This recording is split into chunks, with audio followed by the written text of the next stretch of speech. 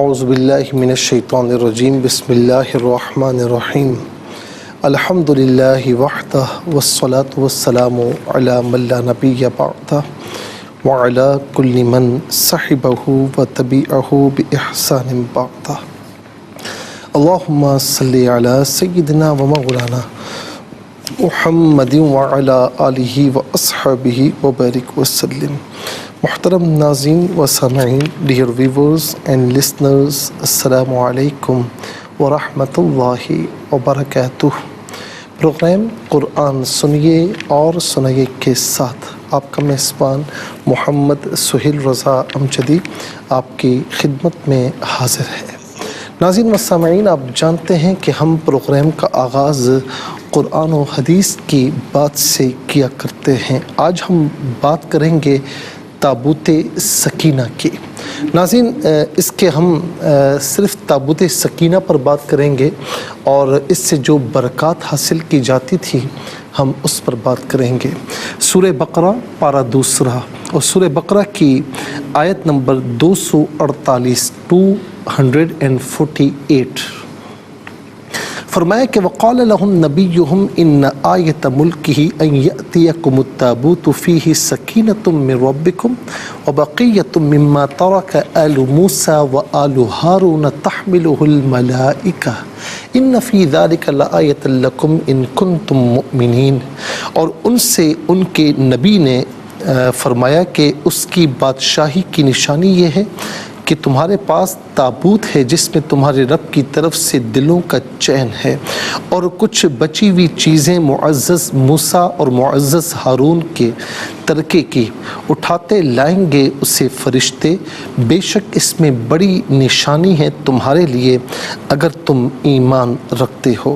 ناظرین و سامعین، میں اختصار کے ساتھ عرض کروں گا، حضرت شموئیل علیہ السلام نے جب بنی اسرائیل کے کہنے پر، ان کے زور دینے پر، ان کی چاہت پر، ان کی تمنا پر جب بادشاہ مقرر کیا، اور بادشاہ بھی ناظرین اللہ تعالیٰ کی طرف سے مقرر ہوا. اور ناظرین ہوا یہ تھا کہ ایک عصا، یہ جو ہے وہ عصا جو ہے یہ یعقوب علیہ السلام کی اولاد سے چلتا ہوا، یوں سمجھ لیں کہ ناظرین بلکہ شموئیل علیہ السلام کو اللہ تعالیٰ کی طرف سے ایک عصا ملا تھا، اور یہ بتایا گیا تھا کہ جو شخص اس تمہاری قوم کا بادشاہ ہوگا اس کا قد اس عصا کے برابر ہوگا. آپ قد ناپتے رہے یہاں تک کہ حضرت طالوت جو بظاہر غریب تھے، کوئی ڈیزگنیشن نہیں تھا، کوئی منصب نہیں تھا، ان کا جب قد اس عصا سے ناپا گیا تو وہ بالکل ٹھیک رہا. تو ناظرین فرمایا کہ میں تمہیں بحکم الہی بنی اسرائیل کا بادشاہ مقرر کرتا ہوں. اب ناظرین طالوت جو تھے یہ یعقوب علیہ السلام کی اولاد میں سے تھے اور بڑے نیک تھے، صالح تھے.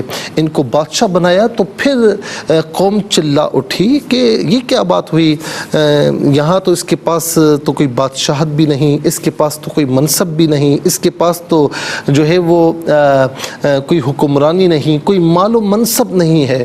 تو پھر اللہ رب العالمین نے 247 آیت کریمہ میں فرمایا قالوا ان یکون له الملک علینا ونحن احق بالملک منہ ولم یؤت سعۃ من المال. اسے ہم بادشاہ کیسے مان لیں، ہم زیادہ اس بادشاہت کے مستحق ہیں، اسے تو مال میں وسعت بھی نہیں عطا فرمائی گئی. تو اللہ رب العالمین نے فرمایا آیت نمبر 247 میں ان اللہ اصطفاہ علیکم، بے شک اللہ رب العالمین نے اسے تم پر چن لیا ہے، وزادہ بسطۃ فی العلم والجسم، علم اور جسم میں اسے وسعت عطا فرمائی. اور تم کون ہوتے ہو کہنے والے، واللہ یؤتی ملکہ من یشاء، اللہ تعالیٰ جسے چاہے بادشاہ عطا فرمائے. پھر ناظرین انہوں نے کہا ٹھیک ہے اللہ کی طرف سے نشانی بتائیں. تو اب یہ تابوت سکینہ جو ہے یہ بطور نشانی ان کے پاس آیا.